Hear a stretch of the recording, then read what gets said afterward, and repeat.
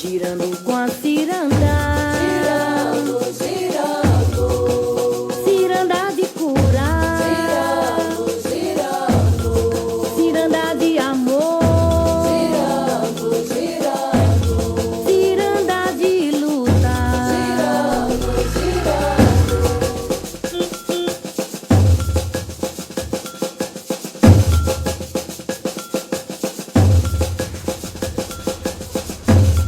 girando com a ciranda. Salve galera, estamos aqui hoje no Paranoá, conexão com Itapuã, para encontrar essas duas mulheres maravilhosas, Martinha do Coco, das principais referências artísticas aqui do DF. Estamos na pracinha da 28, do lado da casa dela, e Cleudes Pessoa, poetisa, artivista aqui também. E aí, Martinha, bora conversar? Bora conversar. E olha, Como é que se deu essa sua fixação aqui no Paranoá? eu cheguei aqui nessa cidade de Brasília, né? Aos 17 anos, julho de 79. E minha mãe veio pra cá antes, que o sonho da minha mãe era trazer os filhos para morar numa cidade grande. E ela veio com o pessoal que ela trabalhava de empregada doméstica lá em Recife e trouxe os 5 filhos dela. Só que tem um detalhe, quando ela trouxe os 5 filhos dela, ela não tinha residência. Minha mãe morava em Brasília há 2 anos e trabalhava e morava no emprego doméstico. E quando ela trouxe esses 5 filhos, que era a idade assim, 9 anos, 13 anos, 17 anos, 22 anos e 24 anos, todo mundo sabia que ia trabalhar de emprego doméstico. Só o de 9 anos que ficou na casa onde minha mãe trabalhava. Isso para ter onde morar, né, Martinha? Para ter onde morar, porque você trabalhava no emprego e morava e dormia, né? Então tinha essa residência. E veio direto para o Paranoá? Não, eu fui trabalhar de empregada doméstica na 207 Sul. Ah, no plano piloto. Imagina, né? Então o que aconteceu? Eu só via assim, muito prédio. Então, morando numa cidade de Olinda, periferia de Olinda, né? Então tinha toda aqueles contextos da cidade, né? Aí quando você chega assim, você está dentro de uma cidade completamente diferente, né? Então, o meu contato assim com o Cerrado, eu dizia que era um bando de mato.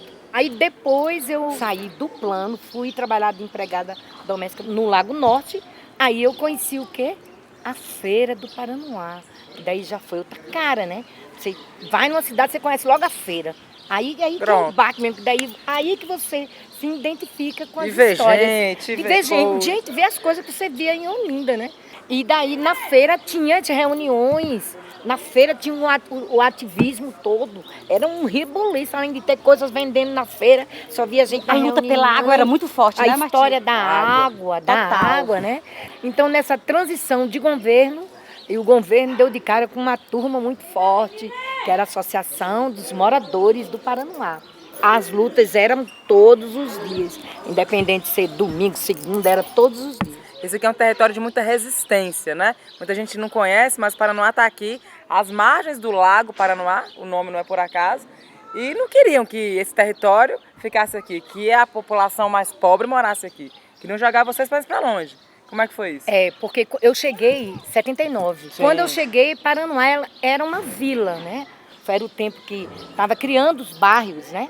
Então a ideia do governo era pegar a população do Paranoá e colocar em outros lugares que já existiam, tipo Celândia, Sobradinho. Quanto mais longe, Altina, melhor para o governo central, né? Que tirasse exatamente esse povo dessa orla, desse lago. Até Santo Antônio do Descoberto queriam colocar o Paranoá. A gente descobriu isso na pesquisa que a gente fez pro documentário Pedras da Vila Paranoá. E Cleudes, você também foi uma menina combativa, né? Tem muitos cruzamentos, né, na minha vida com o de Martinha, né? A gente tem essas identidades, né, de ser 2 mulheres negras, de vir do Nordeste e de ter passado por essa questão do trabalho doméstico, que é o lugar que dão para as mulheres negras, né?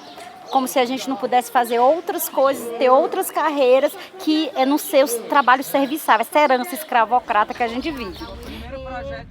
Eu nasci no Delta do Parnaíba. Minha mãe era uma adolescente, mãe de um monte de filhos. Sozinha, né? E aí ela adoeceu e não tinha condição de cuidar dos filhos. E ela deu todos os filhos para outras famílias. e logo em seguida ela faleceu. Então eu fiquei órfã, né? E as famílias que pegaram essas crianças, inclusive eu, não adotaram. Não adotaram. E tinha uma prática nesse período que eram as famílias de classe média, famílias brancas, abastadas, pegavam as filhas das mulheres pobres, das famílias negras, para serem as criadas, as pequenas criadas, né? Trabalho escravo, muitas vezes. A gente está descobrindo hoje ainda. Ainda tem, muito, né? A gente vive essa vergonha. Mas no nosso período, a gente nomeou como exploração do trabalho infantil doméstico. Mas a questão é que eu fui dada para essa família e fiquei vivendo isso em Fortaleza dos 6 anos até os 19 anos com essa família. E aí fui colocada na escola tardiamente, aprendi a escrever tardiamente, ler praticamente aprendi só, né? Mas era uma coisa fantástica, assim, a escola para mim representou esse lugar de estar fora de um lugar que era só trabalho, cobrança. Porque eu ficava nessa família, menina cuidando de crianças, das outras crianças da família. Crianças. E além de tudo, né, eu lembro uma cena péssima, que botavam um banquinho para eu alcançar a pia e lavar roupa. Isso eu devia ter no máximo 8 anos. Então, quando eu entrei na escola e conheci os movimentos, me tornei uma ativista muito cedo. E nesse processo fui me libertando dessa família. E aí chegou uma hora que eu disse, não quero mais viver trabalhando para vocês sem salário, eu quero outras coisas para mim. A minha primeira foto eu tinha 15 anos, eu não tenho lembrança da minha infância. Eu não sei como eu era a menina Cleudes. Roubaram a sua infância, né, Cleudes? Eu digo isso no livro. No livro Pedra e Flor. Pedra e Flor. Que só veio muito mais na frente, né? O Pedra e Flor, ele veio quando eu já era mãe.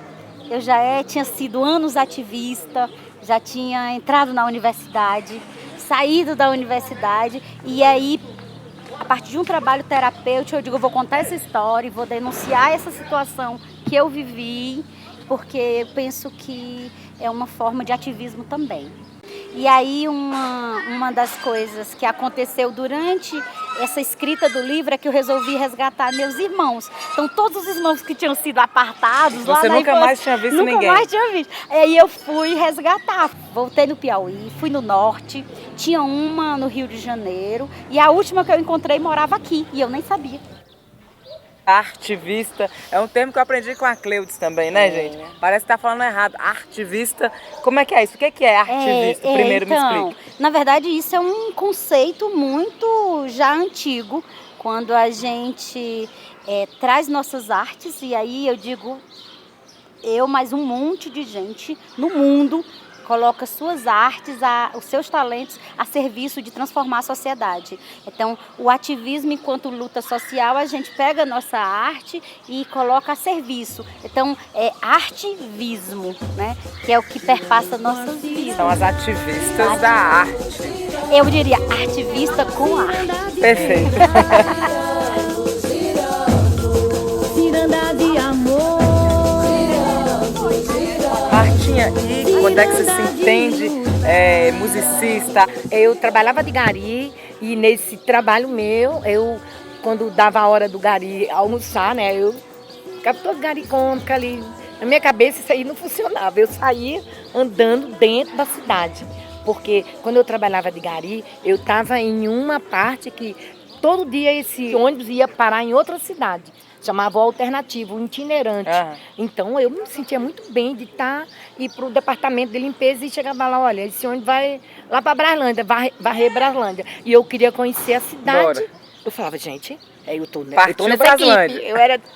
Então eu ia para Braslândia, então chegava em Braslândia e eu queria conhecer a cidade. Esse uma hora que eu tinha de almoço era a hora que eu saía. Eu vou voltar, vocês estão aqui, girando, não vou sair daqui não. Girando.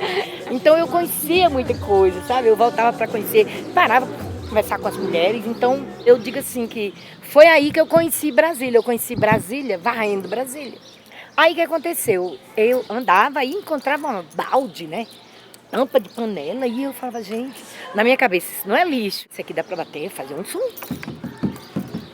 Aí então, se tivesse um som saindo daquilo... Aí eu já botava no carrinho da companheira, né? Tinha uma companheira que eu varria, a companheira tinha um carrinho, né? E eu levava pra dentro do ônibus. Falava, gente, olha que som legal que saiu daqui, ó. Gente, aí pronto. E cada um ia trazendo uma coisa. Então, abriu portas, cada um, e descobrindo o som em outras coisas que não eram lixo, eram sons. Aí a gente formou, eu digo, minha primeira banda, eu formei quando eu trabalhava de gari, no ônibus que voltava para casa, né? Aí pronto. Que coisa maravilhosa. Aí pronto, aquele ônibus tinha um nome, era o ônibus da música. Quando o Paranoá subiu, né? A gente fala muito assim, Paranoá subiu. Quando ele subiu é que ele foi enradicado aqui. Então, quando o Paranoá recebeu de vir para cá, transformar tudo isso aqui, que era tudo uns pinheiral, tudo pinheiros, em lotes, ele ganhou uma coisa linda, o Paranoá. Ele já tinha muita resistência, muita luta, ele ganhou identidade, né? Porque antes as pessoas não tinham endereço, não tinha nem correio, não tinha nada, porque não tinha endereço. E veio também aqui, quando subiu, ainda teve muitas histórias sobre água. Eu lembro que nessa praça aqui, ela tinha um chafariz que recebia os caminhões pipa para depois entrar o governo e botar as águas em cada residência. Então, e continuou o quê? A Associação dos Moradores ficando mais fortalecida ainda, né? E Martinha, foi aqui a primeira casa de sua mãe, né? Exatamente, foi daí que minha mãe recebeu, né, naquele formato habitacional, recebeu, que a pessoa fala pelo governo, mas eu digo pela resistência dos moradores, uma casa no Paranoá, que é exatamente aquela casa. E o que acontecia muito? As pessoas que ganhavam esse lote residencial, eles favoreciam muito as famílias, então começava a fracionar o próprio lote, né? Dava um quarto para fulano, um quarto para isso. Então foi isso que aconteceu no lote que a minha mãe recebeu, né? Ela ficou ajudando os filhos que não foram contemplados no outro programa de habitação. Aí, então, uma delas foi Martinha, que veio morar com a mãe dela. O lago, né, foi a fonte de vida para esse Paranoá. A água foi a fonte de vida da resistência, porque era no lago que as mulheres do Paranoá lavavam roupa. As mulheres do Paranoá lavavam roupa de ganho. Era no Paranoá que pescavam o peixe para comer e os pescadores pescavam também o peixe para vender na própria feira. As minas, né, tudo vinha desse lago, né, que segurou essa onda, né. Então não tinha como você de uma hora para outra sair do lago. A elite não queria que vocês morassem aqui porque a pobre polui, né? Vai poluir o lago, mas o Lago Norte e o Lago Sul é em cima, é dentro do lago. Eu quero água, Água pra beber, eu quero água, Água pra lavar, eu quero água. Repete. Água pra beber, eu quero água. Água pra lavar. Vamos bater tambor, fazer barulho. Bater lata, para acordar. E quando falava de acordar, falando exatamente, porque esse é o momento da gente bater muito tambor e fazer muito barulho. Para acordarmos. Vamos falar desse Moradoras encontro aqui Paranoá. também, dessas duas mulheres. Quando é que vocês se encontram? Para eu contar do meu encontro com Martinha, eu tenho que falar da minha saída de Fortaleza. Fortaleza e chegada no DF, né? Eu estava trabalhando na prefeitura de Fortaleza, com a equipe de enfrentamento da violência doméstica, de construir políticas públicas para as mulheres. Já tinha uma jornada de ativista, né? Desde o centro acadêmico. Eu casei muito jovem, né? E eu fiquei casada dos 20 anos aos 35 anos. Então, a minha jornada, assim, de buscar que desse certo esse relacionamento foi grande. Mas chegou uma hora que eu já estava cansada de um relacionamento abusivo, Você né? trabalhava no enfrentamento à violência contra mulheres e sofria violência. E ainda sofria violência doméstica, né? Mesmo que, e durante muito tempo, e aí eu digo assim, não quero mais isso, vou pedir o divórcio, quero uma vida nova com os meus filhos. E eu tive todo o suporte, né? Dos meus amigos de Fortaleza, das ativistas que estavam comigo nos movimentos em Fortaleza. E aí foi essa decisão que eu tomei. Eu já conhecia Brasília, já tinha vindo aqui fazer um trabalho, e aí eu decidi deixar tudo lá. E nesse recomeço, o meu plano era, como eu já tinha lançado o livro, eu já gostava de trabalhar com artes, eu digo, não, eu quero buscar um novo formato de carreira profissional que eu consiga trabalhar também com artes, que os projetos sociais e culturais têm esse lugar do artivismo. E aí eu fiz uma seleção para um projeto aqui no Paranoá. Eu nem conhecia o Paranoá, gente. E aí eu passei na seleção e vim coordenar o projeto no Paranoá. E aí eu vim morar aqui. Bom, consegui um trabalho aqui, eu com 2 crianças, é melhor morar lá. E aí a gente foi organizar, mapear os grupos culturais, divulgar o projeto, ia ter um evento. E aí a coordenadora do SEDEP, ela disse, Cleudes, tem os tambores do Paranoá. Os tambores do Paranoá. E nos tambores do Paranoá, quando veio se apresentar, lá e vem Dona Martinha. Martinha era a puxadora, cantava. E aí a gente se aproximou, porque Martinha, assim, ela chega no canto e ela quer saber de tudo. Ora, um projeto com juventude no SEDEP. Aí essa menina aí chega e tá movimentando as coisas. Ficamos amiga. Ficamos amigas. Pronto, amizade. Isso, eu cheguei em 2010, em 2011, a gente pensou, vamos fazer um documentário sobre a história do Paranoá, desde a fixação, quem eram os artistas, né? E aí Martinha foi a referência para dizer, além de mim, tem fulano. Era Chico Sanfoneiro, João do Violão, vários. e aquela dupla sertaneja, Avan e Havaí.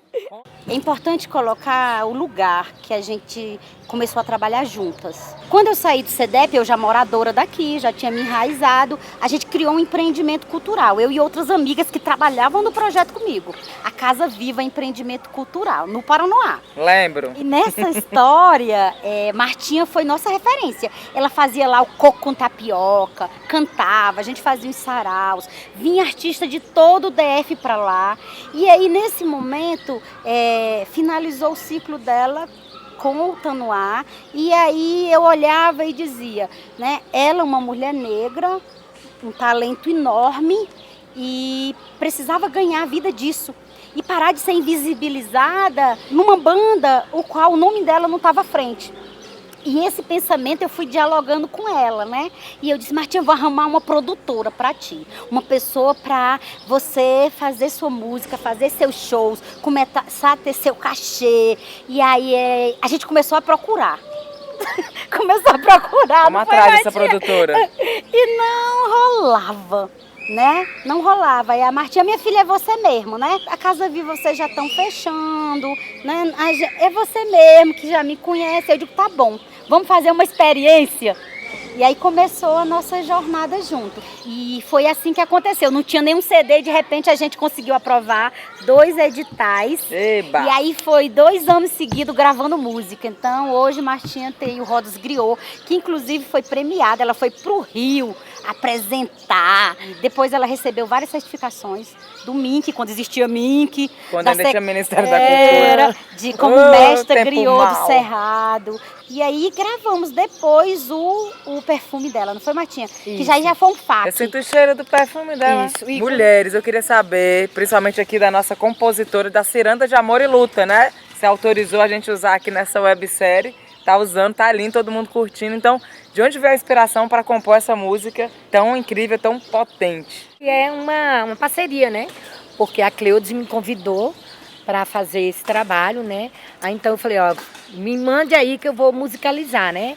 Então a gente montou uma roda de cuidado e autocuidado no Paranoá. E chamei Martinha para mobilizar as mulheres comigo. O CFM disse, a Martinha podia fazer um trabalho pra gente, gravar alguma música. E eu disse, olha, a gente pode tirar palavras geradoras e construir isso. Aí a Martinha topou fazer a música.